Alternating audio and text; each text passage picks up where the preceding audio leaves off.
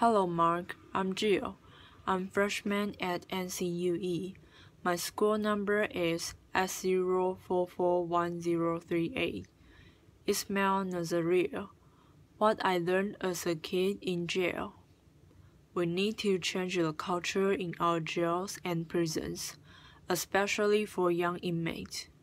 New York State is one of only two in the U.S. that automatically arrests and tries 16 to 17-year-olds as adults.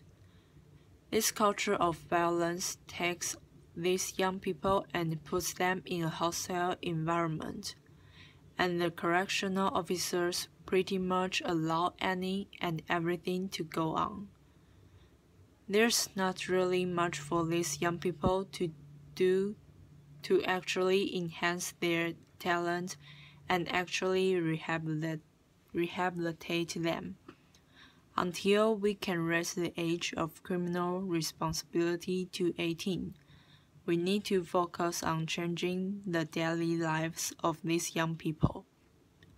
I know firsthand, before I ever turned 18, I spent approximately 400 days on Rikers Island.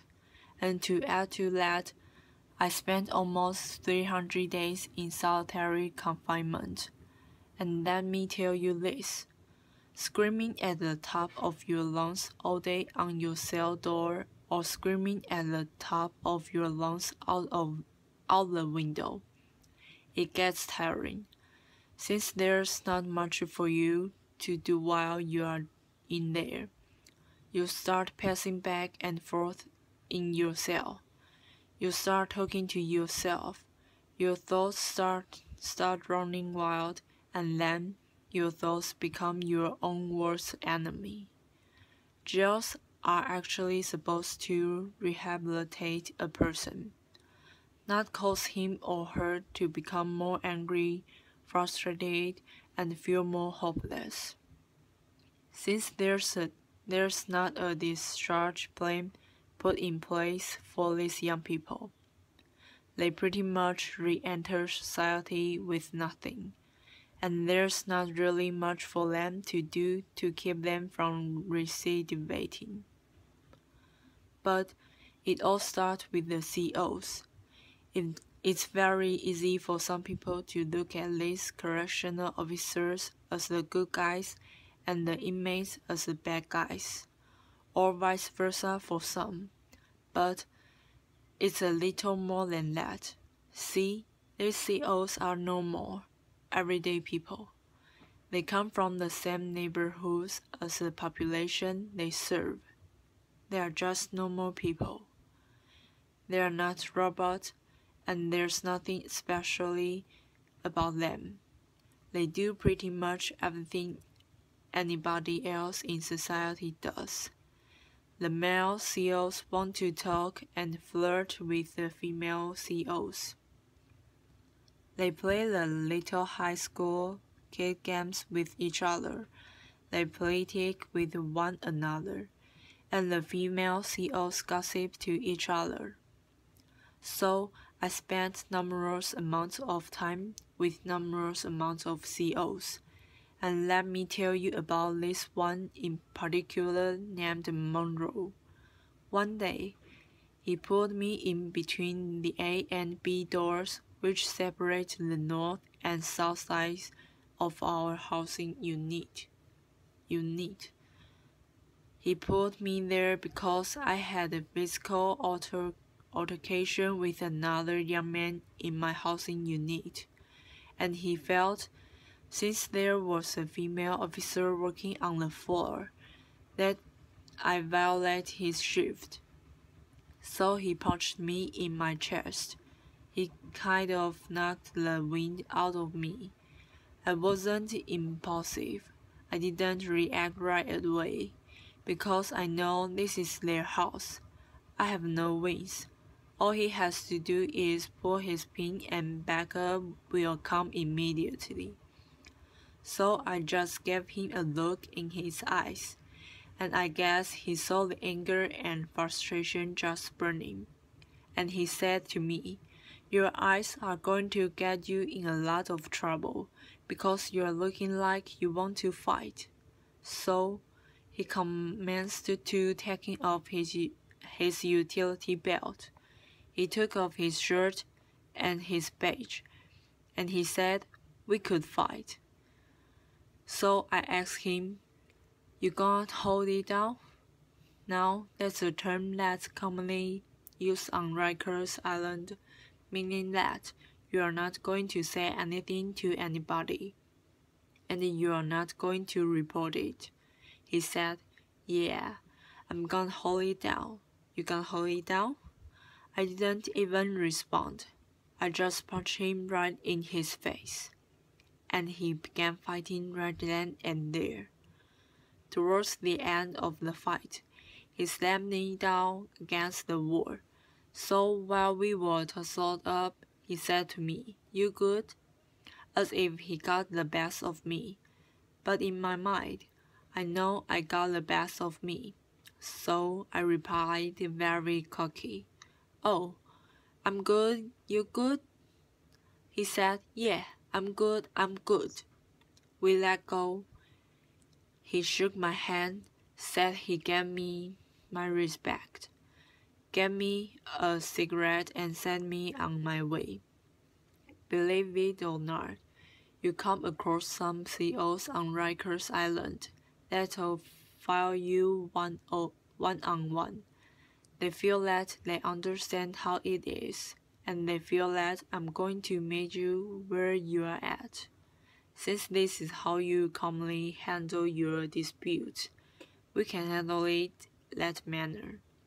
I walk away from it like a man. You walk away from it like a man, and that's it.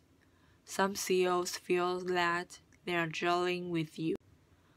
This is why they have that mentality and that attitude, and they go by that concept.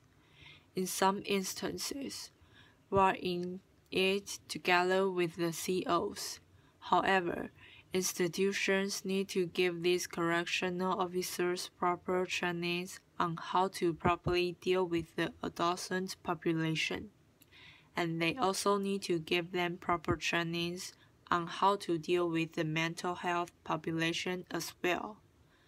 These CEOs play a big factor in these young people's lives for X amount of time, until a disposition is reached on their case. So, why not try to mentor these young people while they are there? Why not try to give them some types of insight to make a change? So, once they are re-enter back into society, they are doing something positive. A second big thing to help our teens in jails is better programming. When I was on Riker Island, the huge thing was solitary confinement. Solitary confinement was originally designed to break a person mentally, physically, and emotionally. That's what it was designed for. The U.S. Attorney General recently released a report stating that they are going to ban solitary confinement in New York State for teens. One thing that kept me sane while I was in solitary confinement was reading. I tried to educate myself as much as possible. I read any and everything I could get my hands on. And aside from that, I wrote music and short stories. Some programs that I feel would benefit our young people are art therapy programs for the kids that like to draw and have that talent. And what about the young individuals that are musically inclined? How about a music program for them that actually teaches them how to write and make music? Just a thought. When a doesn't come to Rikers Island. C-74 RNDC is the building that they are hosted in. That's nicknamed Gladiator School.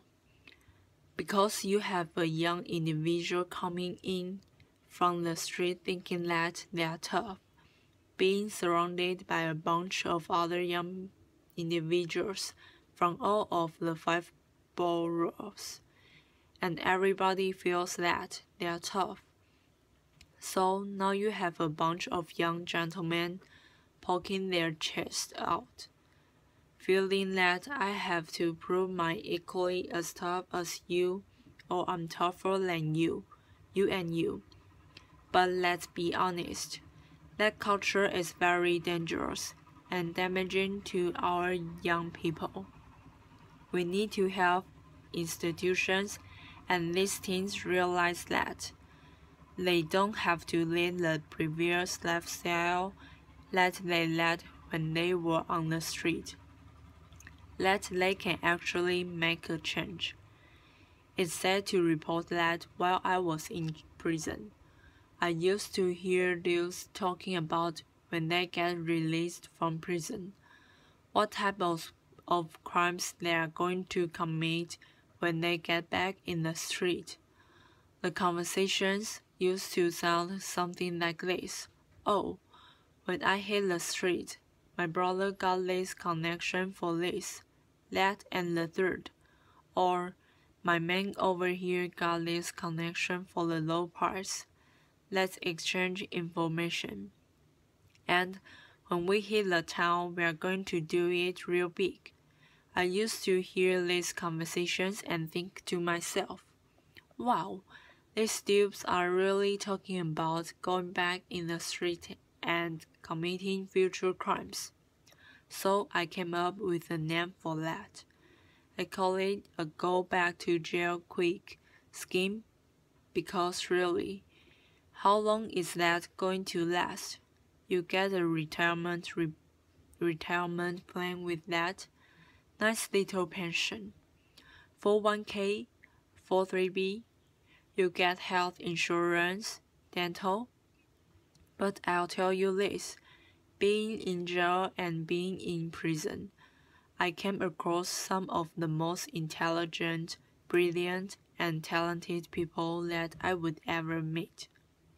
I've seen individuals take a potato chips bag and turn it into the most beautiful picture frame. I've seen individuals take the state soap that's provided for free and turn them into the most beautiful sculptures that would make Michelangelo look like a kindergartner made it. At the age of 21, I was in a maximum security prison called Elmira Correctional Facility. I just came out of the weight shake from working out, and I saw an older gentleman that I knew standing in the middle of the yard just looking up at the sky. Mind you, this older gentleman was serving a 33 and a third to life sentence in which he already had served 20 years of that sentence. So I walk up to him and say, "Oh gee, what's going on, man? You good?" He looked at me and he said, "Yeah, I'm good, young blood." I'm like, "So, what are you looking up at the sky for, man? What's so fascinating up there?" He said, "You look up and you tell me what you see." "Clouds." He said, "All right. What else do you see?" At the same time, it was a plane passing by. I said, "All right, I see an airplane." He said, "Exactly. And what's on that airplane?" "People." "Exactly.